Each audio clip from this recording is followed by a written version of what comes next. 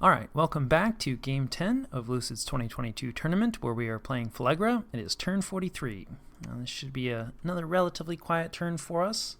We're bringing in some Yetis. This is really mostly just because we have a lot of water gems and not a ton of things to do with them, but we don't mind some chaff that isn't extremely low morale, and we probably are going to be fighting Atlantis at some point, probably sooner rather than later. Ulm actually has reached out and mentioned that Atlantis has attacked them and that they're feeling okay about the war, but it never hurts to have a second person jumping in.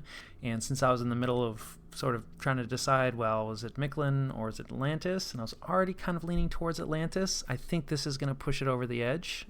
So we do have a non-aggression pact with Atlantis, so probably going to be sending out the message this turn, so it'll start to tick down next turn. So we'll still have a few more turns, which is good because we still definitely have not fully recovered from that massive loss against Utgard. We do a little bit of site searching that doesn't work out for us. Speaking of Utgard, they are now fighting Marignon. I'm not sure what level of commitment. This is Marignon coming out with a couple chart makers, I think. Yeah, who have a few water gems. So I'm not really sure. I guess baby water elementals, perhaps. Interesting. So it looks like that was against the monolith. I'm not really sure what the plan was, but the monolith did not want to find out. And immediately cast returning on itself and bailed out. That's actually a pretty cool way, to get your monolith out of trouble. I hadn't really considered that one, hadn't seen it before. So otherwise, of course, even if the monolith wins, they're kind of stuck where they are. Because this monolith was sieging a fort, so until you actually crack and take that fort, your monolith is just kind of hanging out in the wind.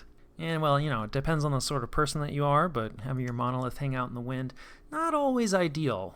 So Marignon also fighting against Vedheim. Although, yeah, this is also just a scout ping. And this looks like a Vedheim fort, I'm guessing, based off of this is looking like province defense. A decent amount of province defense, but otherwise no patrolling, really.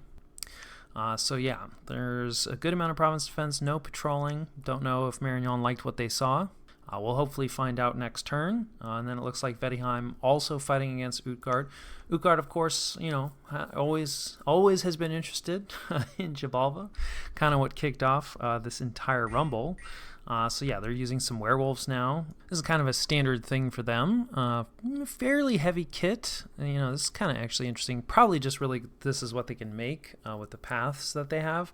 I feel like Utgard, the Seath magic is not fantastic for thug crafting and thug armor. But considering they already have a bunch of cold resistance, on the other hand, they are raiding against Vedheim, which has the same kind of magic, so it wants to do a lot of cold stuff. So fair enough. A little on the expensive side. Of course, Ring of Regeneration also a little expensive. I think this guy's only 5 gems.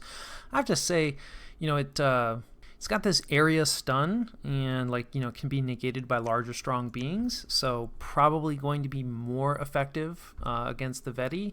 But I've just tested it out a little bit in single player. I was unimpressed. It was one of those weapons where I was like, ooh, I think this is going to do pretty well. And then it did not do fantastic for me. Of course, I wasn't having it being carried by a giant regenerating werewolf. So that will probably help. And these Vedi are pretty much screwed. This is just some mundane troops. They do have great attack density. But, this is a pretty nasty werewolf, and they don't have very good strength. And this werewolf probably has decent protection. Yeah, protection 22, not fantastic, but, when you couple it with 53 hit points, this is probably being harassed down. Yeah, only 4 harassment. I guess, their, weapon setup is not helping them out, but, a decent defense. Combined with, all that regeneration, there's just really no way. I think this is actually a Vedi Hearse. Yeah, I kind of like these guys, but they're just a nature one, not a particularly impressive caster. So Vedheim loses that one, and you will definitely have to consider the fact that if we fight Utgard again in the future, which we are planning on. Of course, lots of my plans do not come to fruition, but if this one does, we'll have to figure out an answer to werewolves in addition to the sacreds, and of course not to forget foul vapors. Still, it's not the end of the world for Vedheim. Those troops are a little more expensive. We take control. Right, this is the province that we allowed Atlantis to move through. They did send us the Astral Pearls. I am always a little sad to jump in 2v1 especially because, the Atlantis player, has been completely polite and reasonable. Honestly, everybody in this game has been. Vedheim and Utgard haven't really always seen eye to eye, I would say. But happily, I have not had any problems with anyone. But, we got to put the tyrants somewhere.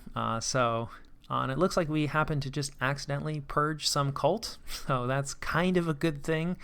Unfortunately, this province does get some death scales, not fantastic. We do have full growth scales, so, that will fix itself over time.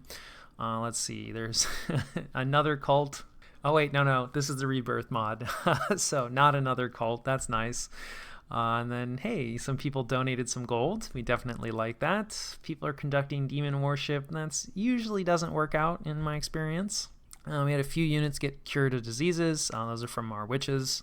And then we have some patrolling and some promotions, and I will catch you guys after the jump. All right, this is the situation and what was done about it. So Atlantis is the choice.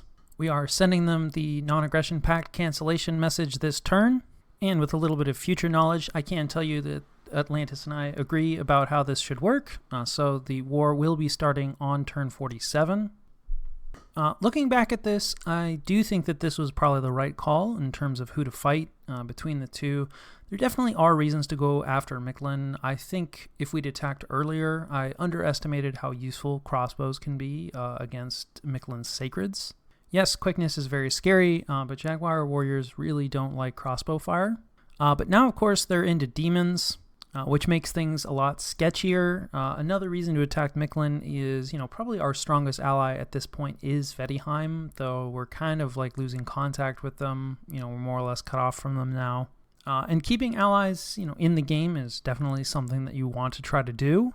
And of course, Mictlan has been fighting this war against Vedheim for a while, and, clearly hasn't been going great since they haven't taken a ton of territory. And they should be somewhat distracted, right? So if we come at them from the other side, there's definitely some benefits there. On the other hand, Vedheim is they're fighting a lot of people. So I think it would be relatively easy for Mictlan to get out of their war with Vedheim. And I feel like, certainly if I was in Mictlan's shoes, it's like this just hasn't been a very productive war. So, if we do have a non-aggression pact with Mictlan, I'm not a fan of breaking those. So they would have warning that we're attacking. Wouldn't surprise me, if they were able to get out of this war with Vedheim and redirect their focus onto us. And finally, from a throne perspective, I think Mictlan is not a very attractive target. They do hold at least one throne, but we'd pretty much have to conquer them completely in order to gain that throne, which seems somewhat unlikely, right? There's a good chance somebody else would be able to vulture it. When we compare all of this to Atlantis, we know that Atlantis started the war with Ulm. Neither of them are really fighting anyone else. I guess Ulm technically is fighting Vedheim, but again, Vedheim has so many other problems. Like, I think that Ulm should be able to get out of that war relatively easily. So I do think, both of these guys are going to be relatively focused and committed on this war. And I do think we have a lot more to gain from fighting Atlantis, and it should be easier, at least in the sense that it's closer to our borders. So we have a throne immediately on our border that we will hopefully be able to take. Obviously, there are a few units here that might have something to say about that, but this is Dominions. That's always how it goes. There's also a capital here that's not Atlantis's capital, so, hopefully we'll be a little less well defended. We can see there isn't a whole lot here right now. And taking capitals is always very important. And, if things go really well, this is a little farther afield, but there is another throne here, that's not that far away from us. I do think that this will be a bit of a stretch, because this is relatively close to Atlantis's capital. Yeah, actually, maybe not quite as close as I thought, but, because we have to go around Utgard's territory, this will be a little bit more awkward to get to, but still closer, as to compared to what we would be going for in terms of thrones if we were to fight Mictlan. So some final thoughts in terms of, our war choices. Obviously, Atlantis is the choice, so that is where we're going. To that end, we are finally doing some more troop recruitments. Let's see, I think it's a mix of like Mouflon and our infantry. Yeah, we have some Mouflon in the capital as well. Our troop recruitment, unfortunately, is fairly slow because of our resource situation. I don't think we're really recruiting. No, we are still recruiting some crossbowmen, which we'll see. I believe Atlantis gets at least a little bit of air. They do, but it is fairly rare. and may be somewhat difficult for them to utilize. It is relatively low-level air, and these guys, at least not natively, right, they can't get into a communion, though Atlantis does have communions, so it's not impossible for them to be casting things like Aerofen, but definitely will be a bit tricky. So hopefully those crossbowmen will still, do us in good stead. We are definitely reaching the point in the game where a lot of counters for them, at least, can be online. Here we have some infantry of ours being recruited on probably more Mouflon down here. So all of this will probably be sent over to this location, most likely to start with defensively, right? Because Atlantis does have a pretty strong force here. We have seen this in action. We probably won't quite be ready to fight it, without the help of province defense or things like that when this war kicks off, but we will continue to build up, and then we'll utilize this to go after this throne. And then, of course, we have a pretty large force here already, so we can use that to start to move against Raga. So those are the main items, still doing a little bit of forging here. We're getting a skull staff up just to increase our death access. Still trying to call the god in. We are starting to forge, some cold resistance stuff, right? Cold resistance is going to be pretty important now. And we are summoning in some more Yetis. You don't get a ton of Yetis per summon, but still they will be very useful against Atlantis. And I think that covers the majority of what we're up to. We are trying to get some more scouts into Atlantis' territory. Our scouting is a little on the lackluster side right now, so hopefully we'll be recruiting up some more scouts. We have some scouts in Atlantis' territory, but there's a lot of question marks, which is not ideal. We also don't, have a ton of scouts. In fact, we have very few scouts in Ulm's territory. And since we know from Ulm that Atlantis has attacked them, we are trying to get some more scouts in there because presumably at least some of the fighting will be occurring in Ulm's territory. So we'd like to catch that as well. Otherwise, not a whole lot has changed, at least so far as we can see. We do see a large Ulmish force here. Nothing too crazy. No demons yet, which is notable. And this is a large enough force that you'd think if Ulm had some demons, there probably would be some here. Though, perhaps they're on the border, right, fighting with Atlantis. Speaking of demons, we've run into a number of these, flagellant groups in Marignon's territory. So, we've seen devils from Marignon. We know that Marignon's been doing some blood hunting. But I will say, even just moving scouts through their territory, fairly dangerous because we've run through a number of these groups. This is, of course, the late age, and there are a lot of blood powers in the late age. Otherwise, a little bit of action between Vedheim and Utgard that we caught, but, still seems like things are somewhat stable for Vedheim, at least for the moment. This is where Marignon pinged. We do see a fairly substantial force here from Vedheim, potentially, right, thinking maybe they want to knock this force from Marignon off of the Citadel, but, we've seen this army in action from Marignon. It is pretty substantial, also has their Pretender here. So I don't think Vedheim quite has the forces to challenge this, though Vedheim has a lot of stealthy units, so this might not be everything that Vedheim has in the area. We'll take a quick look at research. Not too much has changed. Same goals. We will get Alteration 7 next turn, which definitely has some useful spells. And it looks like we'll get Conjuration 6 before the war starts, but that'll probably be our last pickup. Not as important. There are some nice diversity summons here. But a lot of them we don't really have the paths to summon in and take advantage of.